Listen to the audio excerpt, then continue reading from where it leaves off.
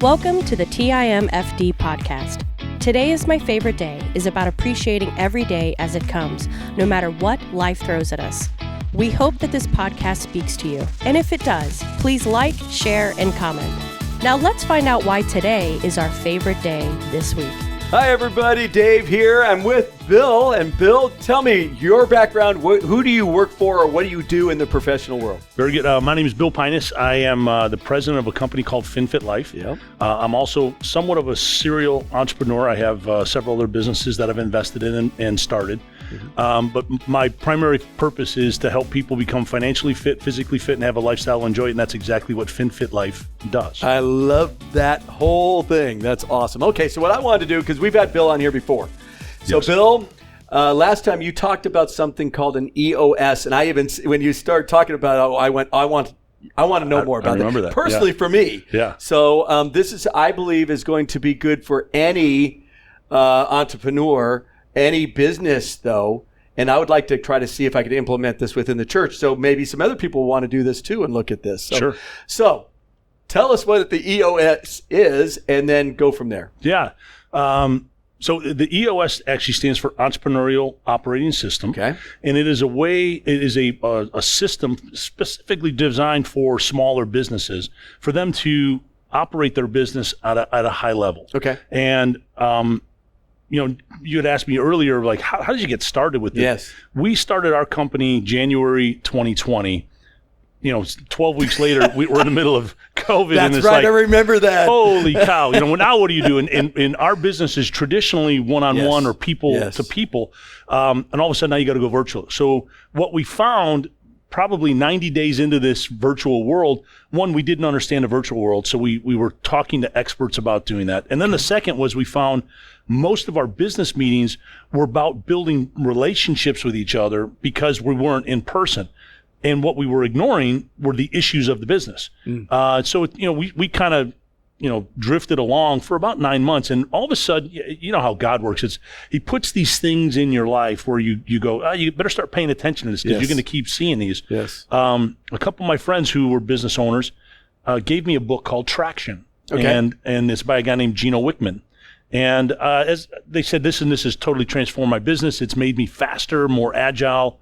I started to read it. And ironically, my business partner, a guy named Howard Sharfman, he's one of the brilliant minds in the insurance investment world, says, hey, I just was at a conference and there was this guy that was talking about this EOS system. Have you ever heard of it? And I said, no, I never heard of it. He said, well, there's a book called Traction that's all about it. I said, ironically, I've had 2 people give me this book and I'm reading it now. Wow. And as we started to read it together, we said, we really need to do that. And so we've implemented this, I want to say it was in 2022. Okay. And we've been doing this for a good 3+ solid years. And you use this in your leadership teams at first, and then it goes throughout the business. How does that work? Great question. So it is a cultural business system that works at the highest level for leadership, all the way down to the grassroots. Love that. And matter of fact, it's actually called Followed by All, FBO, FBA, Followed by All. So whenever you implement something, if it says FBA at the end of it, it means that is a cultural thing. Everybody has it. And it doesn't matter CEO or the person who's, in operations or administration, doesn't matter. Awesome. Okay. All right. So from there, you implemented it in 2022. So you're still in the middle of COVID. Yeah, we were just on the tail end of COVID. We're coming out of that, but there was still a lot of craziness still going on there. Yeah. Now, we were in Florida, so it's a little different, but you're in all these different states and different countries, so you had to kind of deal with all that stuff going on at that time. Correct. So as far as for you, the number one thing you guys did, what was the first thing you did? And before we even get going, can you kind of explain the EOS and what that's all about? So first, let me kind of can you show it? that book. This is what it looks like here, guys. Yep. Just so you know. And, this is what we're going to be aiming at. Okay? Yeah, you bet. So the EOS system is built on building the operations of your organization from the ground up. And so the first thing says, what would be your perfect ideal employee? And you start to go through what are the characteristics that you would like? And those are the core values in which you have. So what we did is we put a list of core values of about 18 of them. Okay. And the rule is you can't have more than 5. Well, we couldn't decide on 5, but we could decide on 6. Okay. And they were overwhelmingly the core values that we wanted. And I'll just name a couple. Like, we wanted people that had grit and were hardworking. We wanted lifelong learners. We needed people to get results. So we said results oriented. Absolutely. And the biggest one was to do the right thing the right way. Yeah. And those are just 4 of the 6 that we have. So what we did is we started to look at our current organization that we had hired people because we thought they fit in the job, et cetera. And we said, do these people, it's called a people analyzer, do you meet this? And the answer was some yes, some no. So you're trying to get everybody on the bus, basically the whole team on the bus. Get them on the bus. That's exactly it. That's the first one. And what's interesting, the people analyzer says, if they're thumbs up, great. If they're neutral, they're neutral. If they're thumbs down, or thumbs down. In order for you, that's why they pick 5, is you have to have 3 up. Oh, yeah, well, makes sense. So, but if you have 6 down, now what do you do with 6? That's why they don't want you to have 6. 3 and 3, that's not good. Not good. Yeah. And so you got 3 up, 3 down. That's not a good one. So we said, if there's 3 down, it's a no-go at all. Okay. And so that's the first part. That's the people analyzer. But sometimes you want to get the best player and then find the spot for them, which is many people that are saying, hey, we're a small organization. We need really talented people. Yeah. We were that same situation. Then the next part is what they call an accountability chart. It's not an org chart. It's an accountability. Okay. And so you go through the organization of saying, what are the things that you need to do? And you just write down all of the things that are important, not by position or not by, maybe function. You might say, if for a church, you might say child ministry has these things, and you write them down. And then you'd say, other pastoral student ministry, exactly. You write them down. Celebrate recovery. And then you might even say community. What's the community responsibility you have? So you write them down. And then when you start to look at the accountability chart, you say, okay, is this a person that should be accountable for these things? If it is, then you create a position. And then after you have this accountability chart, then you say, okay, who's supposed to be responsible to hold them accountable? Then the last part, last part is you have to have what's called an implementer. And an implementer is the one that says, okay, guys, we agreed to all these things. Yeah. Who's going to do it? Did you do it? And the question is not like, well, it's a yes, no. Did you do it? Yes, no. Or no. And then you have a visionary. And the visionary is the person to always make sure that somebody or part of the conversation is looking forward in the strategy. Yeah, so you have to. So those things of the EOS is really critical to the foundation piece. Okay. And that's how you start building the organization from the top down. So my question to you is, you had this organization already started. It probably would have been a little easier if you started with this from the beginning, right? Yeah. And so I have an organization that's been around a while. We put it together in 1998, so it's been a while. Yeah. So for you, the challenge would be now, okay, we're trying to figure out who's on the bus, trying to make sure we know what the most valuable things are that we need to get accomplished at this church, and then who's going to take those positions and what the responsibility is. That's right. So who's the visionary at FinFit? I'm curious about that. Howard Sharfman right now is the visionary. Okay. And I'm the implementer. So I was wondering which one you were, because I knew you had to be one or the other. And I have to be honest with you, I'm probably more naturally gifted as a visionary. Yeah. But my responsibility as an implementer to make sure that it's done and get done. Yeah. But I will tell you, you have to have a situation where if you don't have a good person in either one of those spots, you fall back. Absolutely. And this is the most important part of the system. And I just want to be very clear. I'm not pushing the EOS system for everybody's business, but I am saying that in any high-performance business, there is a system in which they rest on, and it forces them to address things that need to be addressed for businesses to do well or organizations to do well, even if it's a volunteer organization. Yeah. Oh, yeah. And from that perspective, why we implemented it was for one reason. We weren't getting down to what our holdbacks are. What was holding us back? What are the things that are obstacles in our organization? Yep. And so what we did is we call it in the EOS system, they call it a level 10 meeting, which means all hands on deck. Yep. It's a handful of people that you select to be on that from different disciplines and responsibility. And once you get to that level 10, it's every week that you go and it's what are the obstacles or what are the issues? It's actually called the issue section. And you IDS it. You identify it, then you discuss it, and then you solve it. And that means that if something has been on the IDS list 2 weeks in a row and it goes to the third week, you don't have the right problem. No. You need to go break it down into a different problem to solve it. Yeah. And what our organization did based on this system is it helped us address the issues faster, and it helped us get discussion points from all different angles on how do we solve it. And not that we're perfect, but we sure as heck make better business decisions, and we make faster business decisions. Which is vital for survival. Yes. And especially in your guys' world, the insurance world, there's so much going on, so much competition, but that's in every business, everything you do. So would you use this in a smaller organization like you guys said you started out that way? Can it be then used as, let's say your organization goes 10x, would you be able to still use this? Yeah, that's a great question. And we've asked the same question to ourselves. This is a great business system to follow when you have a smaller business to a mid-sized business. Okay. As soon as you get into what I call this major corporation, this probably doesn't work as well because there's too many levels in which you have to have level 10s and report up. But if you have a flatter organization, it's fantastic. Okay. It's fantastic. And the one thing I would say to business owners is sometimes when you're operating a business, you don't necessarily have the tools that you need. You have the concepts, but you don't have the tools. And there is a list. If you do anything, I would highly recommend that you buy that book, Traction. Because that book goes through, it's like a textbook of the EOS system.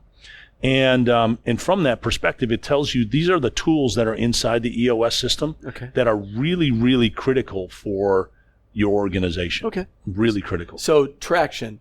Matter of fact, can you send that to me? I sure will. It to me. I'll put it in the notes. I had it on my desk, so I will give it to you. No. Just, I mean, if you could text it to me, the name and stuff, that way I can get it into this podcast. Sure. So it's there for everybody to see. So we'll do that for you guys.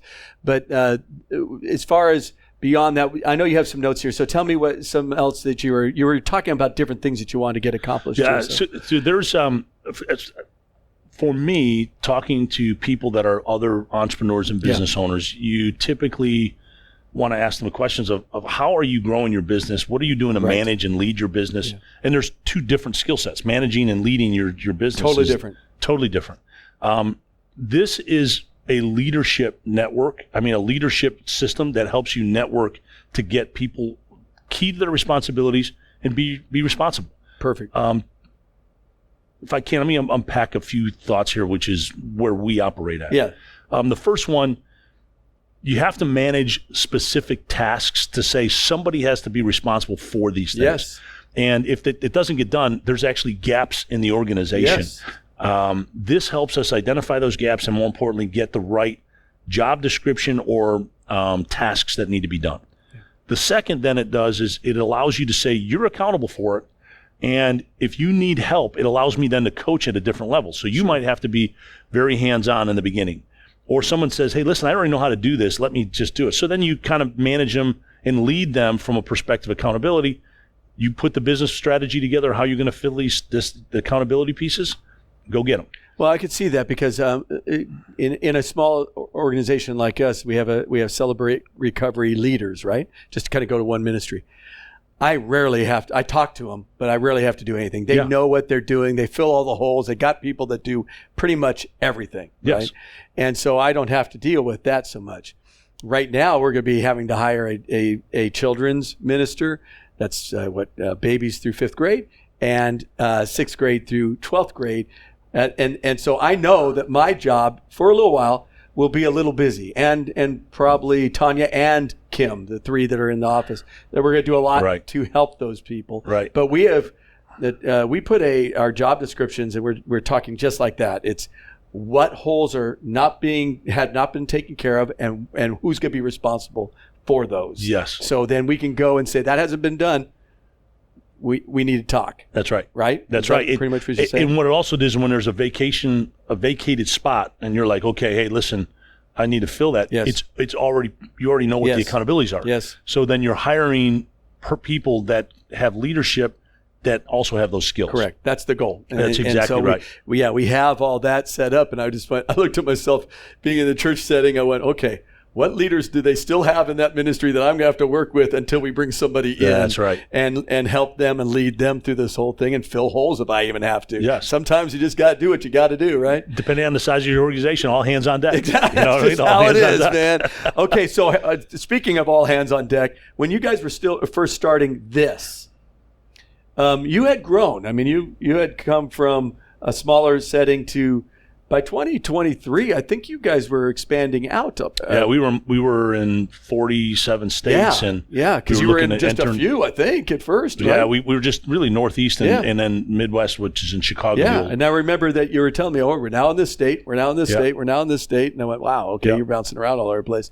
So with that growth, you guys were able to implement this with all your leaders in all the different cities and different people because can you tell me, in one state, what would you have, let's say in the Illinois, because you come from Chicago, that whole area? Yeah. How many different groups do you have that you have to work with? And do you have somebody that takes over a state?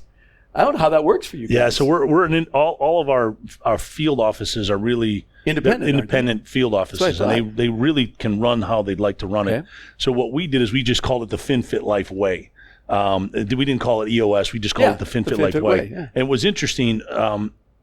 Many people very quickly know that when they're trying to scale their business, most of them do it just on personality or brute strength. Yes. And that's very hard. And I'm guilty of it. I do it all the time. This allows you to delegate at a level that's very responsible and disciplined. So you can delegate authority and you can delegate responsibilities. And the cool part is that's what develops new leaders inside the organization. That's the only way that you can expand out. 100%. Yeah. Okay. 100%. So that's what you did. Yeah. And you have your individual business owners, if you will, I guess people that are underneath it, but they work with the FinFit way. That's correct. And then they expand their business. But do you guys train them on this too? Is this part the FinFit way? That's with everybody? Yeah. So we designed this cultural piece inside of our corporate. Okay, corporate side. Not necessarily in the field is what I say. The X's and O's were all being articulated and run. Okay. But what we did do is we took the way that we build our culture. We did the people analyzer. Okay. We did the gets it, wants it, competent, and we called the GWC.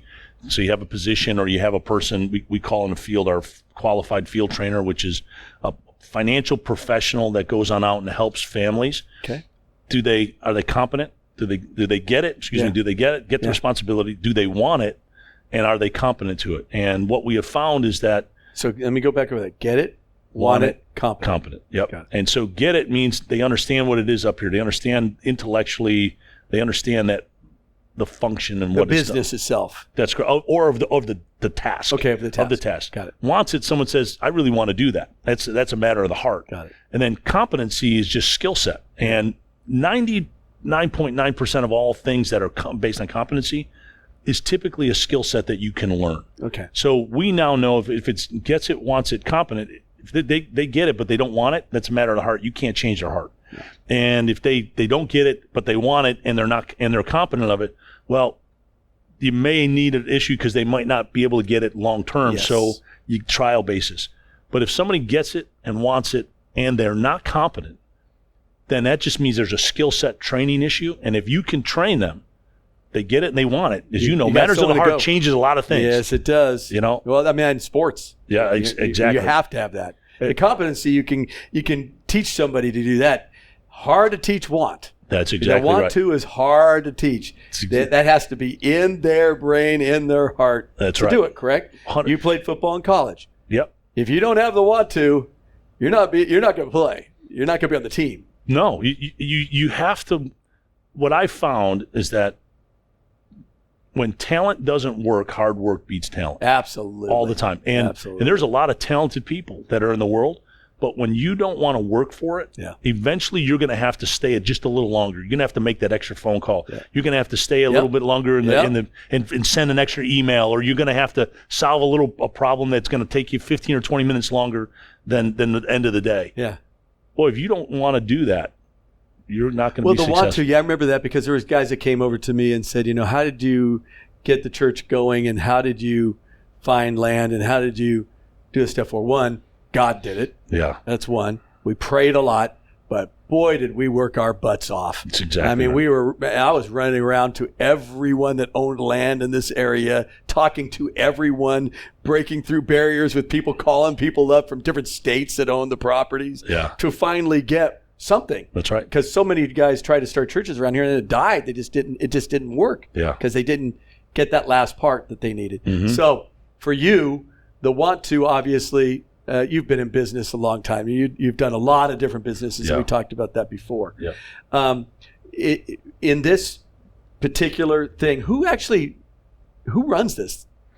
So in your business, it's actually that's where it's followed by all. Okay, so everybody's responsible for it. Yep, and anybody can call anybody out on an accountability. I love that. There's no, what do they call them? Golden calves. Yeah. You can't just you don't talk about this. No. Everybody knows what's the most important responsibilities for the company. Yeah. Everybody knows what they're personally responsible for, yes. and everybody knows how they can help. Awesome. And so those things are really critical. Awesome. The thing that I struggle with in business, and most people don't understand how this plays into the speed and be still, especially in your walk in personal development. You have to be still at moments, and if you don't spend time to retool, to heal, because sometimes you're in battle, and I mean, business is a battlefield. You're going to get beat up. You're going to get cut. People are going to stab you in the back. That's people right. are going to hurt your ego. People are going to hurt your feelings, and more importantly, some people are going to try to steal your business. Absolutely, you know the deal. I do, and they do it in church. They do it in church. I had someone try to. It literally said, "I want to own a church." One time, a long time ago, but said that directly to my face. And it was hilarious. So there's a reality of battle, and you yes. have to heal, and you have to take some time and be still. Yes. But in order for you to be successful in business, speed matters. Yes, it does. You does. have to move, and it has to move. Yep. So how do you do that? And anytime you have a system, if you know how to run fast with the system, mm-hmm. it enables you to have a moment where you can pull back here and say, I need to just have a moment to be still. And so there's two systems in which I've always operated. I'm a systematic guy. You and I have known each other a long time. Absolutely. A good mentor of mine, you call it the strategic enterprise system. It was to treat your body and your life as a business. And I'm in the process of writing a book called "Be the CEO of Your Life." Yep. Can't wait. I can't wait either. I'm very excited. It'll be coming out in the fall. Is it going to come out in the fall? It's going to come out in the fall. Yes. Come out in the fall. Okay. Good. Excellent. One of the things that's in there is self-order. And many people live their lives in total chaos, chasing something and not having order. And part of that is to be still and also be able to have some type of personal development so that you can heal, you can grow, and retool your skills. That all plays part in like this EOS system as well, because you measure things on a weekly basis. And let me take one step back. Every single person misses this when they're doers. And that means whatever is measured improves. And so many times they'll say, I have a big goal, and they put down the goal and they never look at it in periodic times. Yeah, you have to go backwards. It's you have to break it down and start here. Right. And we found that when you look at it more at more times, more frequently, you actually improve. I'll give you an example with let's say if you want to lose weight or you want to get in shape. Sure. If you have that goal and you don't look at it on a fairly regular basis, you have to. You don't achieve it and you'll miss it. No. What's really interesting is if you watched your weight every day, just get on every day, you'll realize that, hey, when I ate that, I gained this weight. Or when I did this and I didn't do this, I gained weight. Or, hey, when I did this and this, I lost weight. And you know what? I felt better. And all of a sudden you can make adjustments pretty quickly. So personally, you say today's my favorite day, and I have a saying for me is win the day. Yeah. And for me, there's usually three important things to do, and I don't know what those three things are. Mm-hmm. I won't know what the things on Saturday or Friday or Monday that are my three most important things, because I do my game planning the day before. So like tonight, I'll do my game planning for tomorrow. Yeah. I do the same thing. Yep. And whatever the 3 most important things are, I want to get them done before noon. Because if I don't, I didn't win the day. Yeah, they won't. It just won't. No. But then on a weekly basis, like in the EOS system, we have the level 10 every week.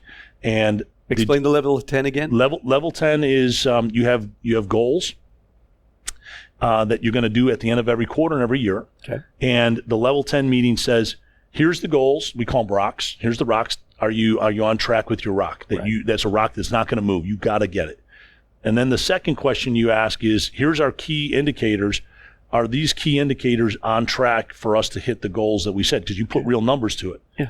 You do that every week. Okay. And if one of those numbers is behind, it's supposed to go right down into the issues list. Okay. And then you might have another list of issues that, hey, listen, this came up, or this is an issue, I'm seeing this. You put it on the issue list, and it's called IDS. You identified it, now you discuss it, and then you solve it. And if you can solve it, you solve it right there. That's the whole premise of it. Solve it so that you can immediately put it into action, and you don't ever want it to be back on the issues list. No. And when you do that, you'll find the speed of your business works. And so that's that part. And then there's a quarterly, and then semi-annual. It's interesting that IDS is it you said identify, discuss, and then solve. It's interesting because Tanya and I do something every morning for our marriage. It's basically a number of questions that we ask each other, and part of it is complimentary, and some of it is tough, right? Yeah. But what it does is it does that. Eventually we identify an issue that's going on. The one question that does this is it's complaints with requests to change. No husband likes to hear that, right? But if you do that every day, and it just becomes a common thing. Yeah. What happens is those big things get really small and much more easy to solve. Yeah. And then I don't become the fixer, because I'm hearing it. The solving is about us discussing it, and the solution's right there. We'll take care of this.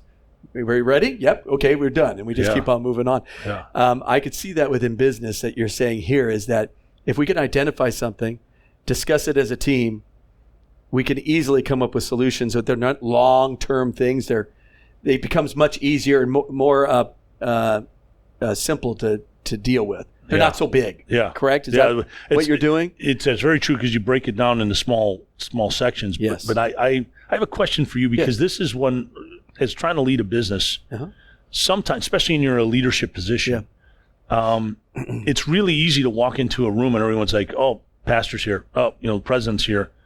What are they going to say? Yes. What are you going to say? And you got to go first. And what I have found, and I'd like to hear your thoughts, is that I don't want to speak. I want to hear. I want to listen, because I'm not learning anything if I'm doing all the speaking. And that's one of the things about the IDS, is that everybody is giving input into the IDS. And that's what I want, because right now, yes, I am doing the speaking, and I could tell I'm doing that. And it's more, I think, out of, there's some changes going on. And my thing, I like that, because I do this in my home. And I just had a meeting today, matter of fact, a program team meeting. And I did a lot of talking in the beginning, because there was so much change going on, and kind of having to go, okay, guys, this is where our changes are, what may happen. Then it was to the team to go, okay, what are we doing and how we're solving the problems, right? Yeah. And that team's a little easier. The management team that now has it's expanded, and it's basically people who are leading different ministries that come in, and we'll have one this Wednesday, matter of fact. And we do it every 2 weeks. I never thought about every week, because my volunteers are going, I don't want to do it every week. Right. I have my own business I got to do. So I have to then think, how do I do this every 2 weeks? And it's about, okay, when we walk in, sit down and say, okay, what happened? What's going on in your area? And they just go down the road. What's happening? What's going on? And then we go, okay, what major issues do we have? What things do we need to solve? And where can we move forward? I want to do this just because I know that would help a lot. You mentioned exactly the reason why we implemented this, because I was doing that all the time. Yes. So tell me what's going on with it. So I was using it as an update meeting. Correct. That's it. Rather than a leadership meeting Correct. of what to grow. And boy, that's very interesting, because I think every organization goes through that, especially when you have leaders and they kind of want to give you an update. And then the worst happens is when it's not going well, they just go, we're working on a few things. That's exactly. we're getting there. Yeah, exactly. We got a few things to work through. Okay, well, what are they? What are they going? What's happening? Yes. And so, yes, that's why I was so. By the way, this podcast is primarily for me. A little selfish, but that's okay. I'm glad I could help. I know. Quite selfish, but I really do want. I'll get the book, and matter of fact, I may have the whole team read the book, and that way it'd be smart to do that. That way, everybody, and my different team leaders to read it, so they can get a better feel of, hey, what can we do, and how can we implement this? Yeah. Because and if you ever want me to come in and talk about it, then I'll bring some of these tools here so that you get a chance to see what it looks like, where we started and where it ended. And how did you, when you were reading the book Traction, what did you get out of that book? That's a great question. We're going long today just because I want to. God, thank you.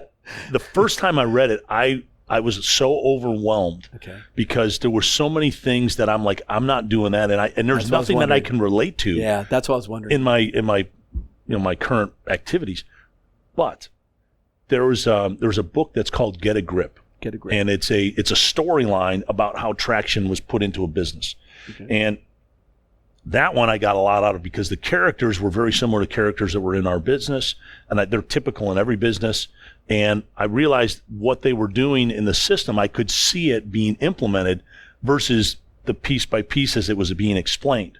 And then, so Get a Grip would be the one you would say read first? That would be Traction is the textbook. So think about it. Traction's the textbook. Okay. And Get a Grip is the storyline of how the textbook goes into your business. Oh. It's really interesting. Really interesting. I go back and read the textbook the second time, game changer for me.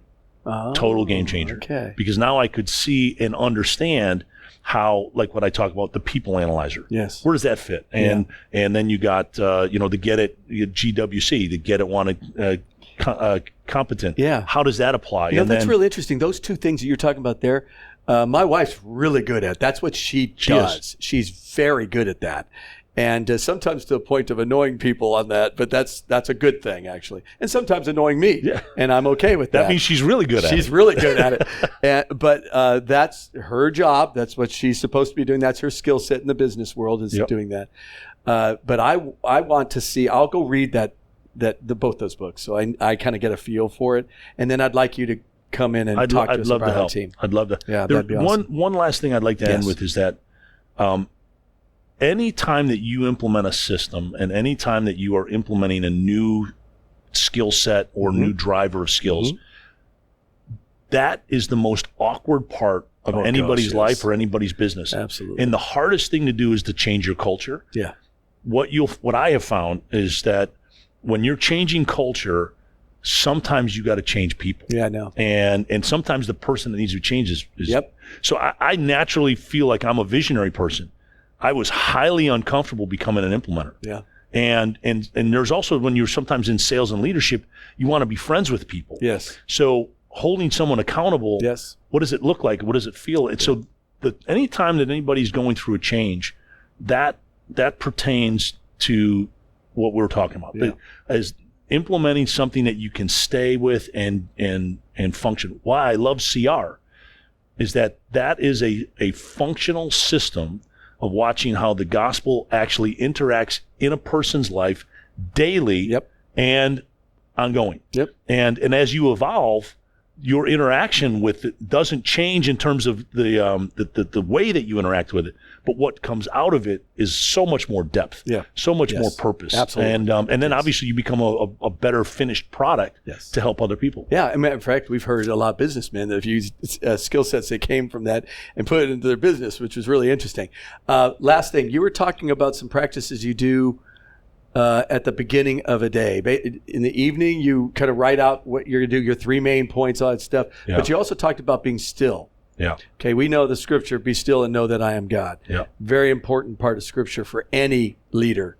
So that means any parent, anybody's leading anybody, we got to slow down. So what do you do to have that be still and know that I'm God moment? Yeah. As a person that does a lot of stuff. So first I wanted to say that I sometimes speak in theory, I get not it. as practicality, but I will tell you, I truly practice this on a regular basis. I practice it more intently now than I ever have. Yeah. every day, I also have to confess, my schedule is not the best right now. I know your schedule's a little out of control. It's out of whack. Yeah. And the one thing that so I appreciate you saying that. No, because I think people it's out of would whack. like to hear that. If you think like, hey, I got it. No, I mean, my no one has it all my down. schedule's a disaster. It's just a disaster. But what I also found is that greatness lives in the extremes. Yeah, it does. It just, so people sometimes say to me, Bill, you're just too intense, or you're too busy, or if I want to be great, you kind of lead to the extremes. But then the question is exactly what you're talking about. I don't want to run so fast that I burn out. Yeah. And more importantly is, if I'm a plug, what do I plug into? And so my daily practice is every morning I get up and I go get a workout. I have to be physically fit and strong and mentally and physically. And now I'm working out with my son every morning, so it's even more fun. Which one? Russell. Oh, you're doing it with Russell? Every morning, yeah. The soccer guy. He is, and he's way more fit than I. He played soccer at Dayton. At Dayton, yeah. He was a goalie, correct? He was, and believe it or not, he was on the championship team in a local team here that they won the national championship. Wow. So, I mean, legit. Yeah, he's athlete. a legit athlete. Legit athlete. I know that. Yeah. So, I work out so with him. Working out with he him. dogs me, man. He dogs. Yeah. I go, yeah, I'm a little stronger, back but boy, he's running circles around me. Yeah, back in the day, I'd take you out when I was at Brown. Exactly. That doesn't work too much as he's running laps around me like, hey, okay, So you work out? I work out every morning. And then the second is when I come on in, I watch Good Morning America every morning. Yeah. I want to see what's going on in the culture. In the world. It's really only the first 15 or 20 minutes. I don't need to watch the rest of it. It's the stuff that's the headlines. I want to see what they're saying. Yeah. And then I go and I do my personal development. I have 1 hour of personal development, and usually the first 30 minutes is my time with God. Yeah. And very important. I have found that reading, if you hear anything from Bill Pienias, there's a lot of times we're talking about these things to learn. I learned the difference between reading to learn versus reading to master. Absolutely. And as I think about it, I used to read a lot of things to say, I read it and I checked the book. I learned that. I got it. But what I also found is that familiarity always leads to mediocrity. Yes. And there's a lot of times people are very familiar with things, especially the Word of God. Oh, yes. And I spend that moment in time to try to master what God is saying so that I get to know Him deeper. Yeah. And that stillness is to listen to Him speaking, not me speaking. Yes. And in my prayer time is, please, open my mind and my eyes and my heart so that I can see what you want me to see, so I can do what you want me to do. Yeah.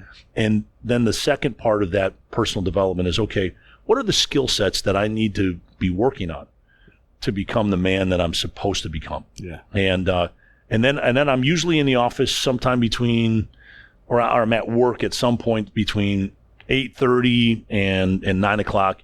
And unfortunately, my day sometimes doesn't end until 8 or 9. But again, sometimes greatness is in the extremes. Yep. And the other good part is when you're a high performer, you can take time off when you need it. Yes. I know. Yeah. My wife reminds me of that. Yes. You can take time off. Yes. I get it. But I know for me, morning workouts, got to have them. I'm doing kind of a new movement thing that I'm doing. I'm doing it throughout the day. Quiet time in God's Word is always, I have to have it. My wife knows I have not been in the Word of God, she knows it quickly, knows how my attitude goes. Yep. Memorizing Scripture, meditating on the Scripture. Very important prayer, just praying and going, God, what do you want me to do? And one thing I saw that Tanya and I taught, and then I do the DTR thing with her, the marriage thing with her. The one thing I've noticed, and it only takes about 10 minutes, but the one thing I noticed today as I was reading through Psalms and reading some through Isaiah, there was a why from the writer. Why is this going on in my life? And then he did another why. Why is this hurt taking place? Then he goes, I'm going to praise you anyway. I'm going to love you anyway. I'm going to do that. And we looked at each other and go, it's okay to say a why. Yeah. But we better be looking up and gazing at Him and glancing at the whys that are around us. And then what do you want us to do? What do you want us to do today? So it's the why, praise, what. Yeah. And we just said, I looked at it and she goes, we're doing that. That's going to be implemented. I love it. I love it. Because we've gone through a lot. Everybody's gone through a lot. And when you run into stuff, It's okay to be okay with God to say, I'm struggling, right? And it's okay to be able to then say, I'm going to praise you anyway. And then what do you need me to do? And where am I going? Where am I going with this? So can I ask you a question? This is especially for business owners. Many people are in small businesses with their family. Yeah. You're running the church with you and Tanya. Yeah.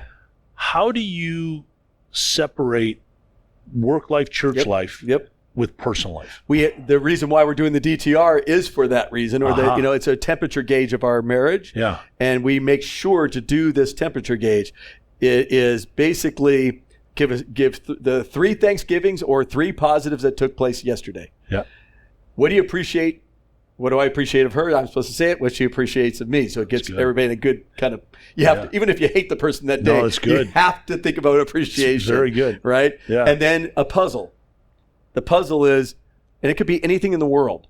We try to stay away from the church, but puzzle of whatever it is, or it could be a puzzle of my own life.